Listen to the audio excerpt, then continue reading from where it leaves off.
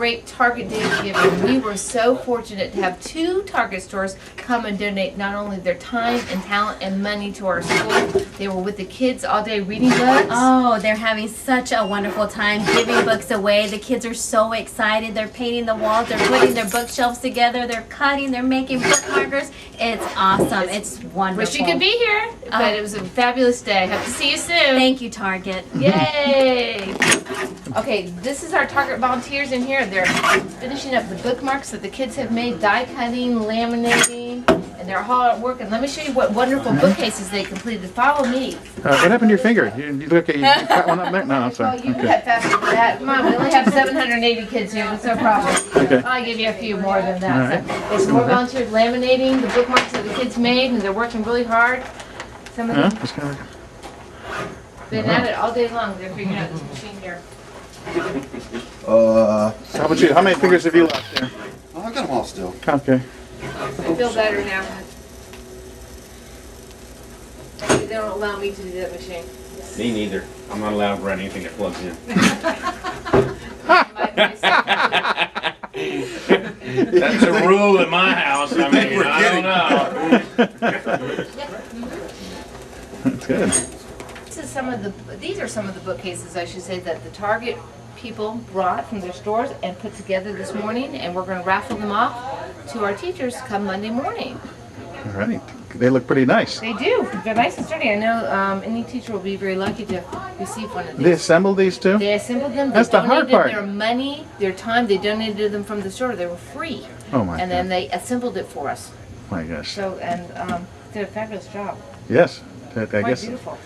they're right on target. Right on target, at Target. Okay. So we came today to help out at the school. And back here, Pat, she's one of our overnight team members, she did these trees up here. And they look amazing. And our store team lead, Rick, at 1382 in Wesley Chapel, he did that side. And Rick's not really much of an artist, but he did an amazing, amazing job, and so did Pat, and I'm pretty sure that she was just kind of up there going as she could. So they did amazing. We're real proud. Yes, very proud. Can I be off camera now? I'm scared.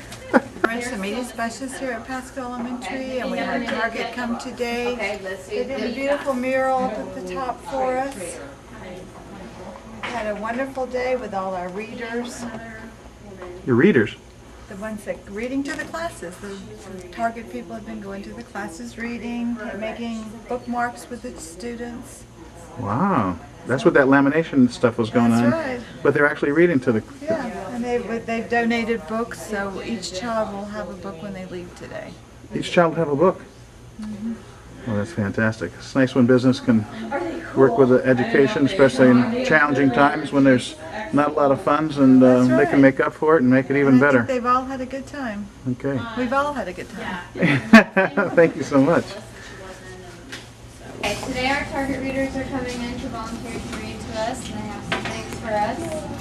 So please be on your best behavior. I don't know your names. That's okay. I'm Dan, and this is Kathy, Hello. and we're here for Target. How do you guys usually read? Do you go to the carpet, or do you sit in your seats? How do you usually do it? Sit in their seats. Okay. No, we I'm just sorry, got, we're what? at a second grade class, so we weren't sure. And Okay. these books are for you. Oh, So. lovely. Just throw them somewhere that I have space. Not under spider. Yeah. No. A horse fly. The horse flies No. too big. Okay, guys. If I guess I'll step up here to where Mrs. Schrader is usually at. What we want to do is we're just going to read a chapter. So if you'll bear with me, we'll get through this, and then we got some things we want you guys to do, and then we got a little present at the end that we want to give you. Okay? Is it books? What's that? Is it books? I don't know. Oh, we are. We'll see. I think that book that you're reading from is part of the book set It's a that series, she's yeah. got. Okay. Yeah. But I'm sure your teacher will be reading the rest of this series to you later, so if you just bear with me a couple minutes, we're going to read a chapter with you. If you have any questions, just raise your hand and I'll be more than happy to answer, okay? All right, the book is called Jackie's Wild Seattle, okay? And the author for this book is Will Hobbs, okay? It starts out, the first chapter goes, sorry about the dog hair. Everybody knows what that's all about. I didn't even recognize him when he headed towards us at the crowded baggage carousel. Just some confused guy with a shaved head. That's what I thought at first. But then he called my name. I did a double take. Could this be, or Uncle Neil?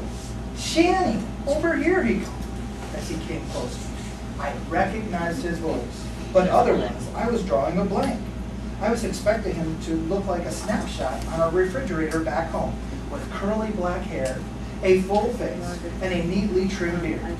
This Neil had a thin face and was clean shaven from skull to chin. The uncle I was expecting had a strong, chiseled arms and legs of a climber. This version was almost skinny and had no muscle definition. Plus, he had a tattoo, the word sage, on his left arm. My mother had never had anything about her brother, said nothing ever of her brother having a tattoo. All the time, it had to be him. I could see my mother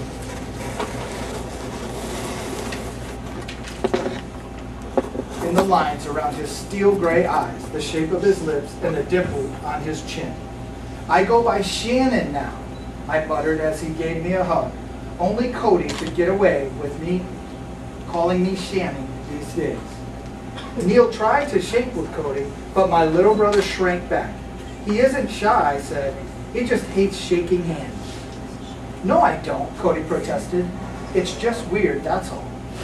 I looked at Cody, to this stranger, uncle, and then, feeling so not okay about the next 9 weeks. Out of nervousness, I checked my watch. During the flight, I turned it back 3 hours. Here in Seattle, that's in Seattle, Washington, it was only 9:30 in the morning. We started up our trip to LaGuardia Airport in New York City, checking in at 5 a.m. I couldn't help yawning. The longest day of the year. Neil said, June 21st. Say I got a call from your folks. They say to tell you that their plane took off on time 90 minutes after yours. They've sure got a long way to go, halfway around the world. Cody bit his lip. Me, I didn't say anything. We really didn't know our uncle very well. Basically, we talked to him on the phone every Christmas. This whole summer was going to be quite a stretch. Uncle Neil changed the subject. Cody, you never guess what I'm doing this day. You'll be surprised. I'm driving an ambulance. Cody looked skeptical. Really? Wait till you see it. We pulled the luggage from the carousel as Uncle Neil established our ages, 14 and 7. I was still stunned by his makeup, especially the shaved head.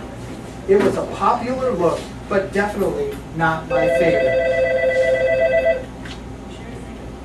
Up close, Neil had a gamey smell, which wasn't exactly appealing. His t-shirt and jeans were covered in dog hair. His eyes were bloodshot. There were dirt smudges on his clothes. He looked tired. Underneath his cheerfulness, he looked worried, maybe even grim. My mother said he was 39, but he came off older. What's with the new look, I asked, deciding to go for it. My uncle ran his hand over his skull. You mean this? No muss, no fuss. What do you think, Cody? Should I get an earring like the NBA players? Maybe not, Cody said. Who's Sage? My partner. You'll meet her shortly. Girlfriend, I asked. Sort of. Have you gone back to work at Boeing? No, still haven't. My biggest hope for the summer was that we could do some rock climbing together. Here was a guy who climbed life rescue and rehab underneath, plus an 800 number. At either end of the lettering was a sealed face and all eyes and whiskers, and a white head of a bald eagle. Hey, that's Uncle Neil driving, Cody yelled. That must be the ambulance. Look, Sham, check out his passenger. A very alert black and white dog was riding shotgun.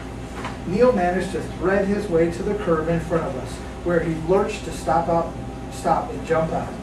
Is that your partner by any chance? Cody asked as all three of us grabbed our luggage. Is that Sage? You're quick, Cody. Yes, indeed. That person in the front wearing the furry suit. And that concludes our day of Target Giving to Pasco Elementary. Thank you guys for coming. We appreciate all your help and donations and all of your time. Thank you. Thank you.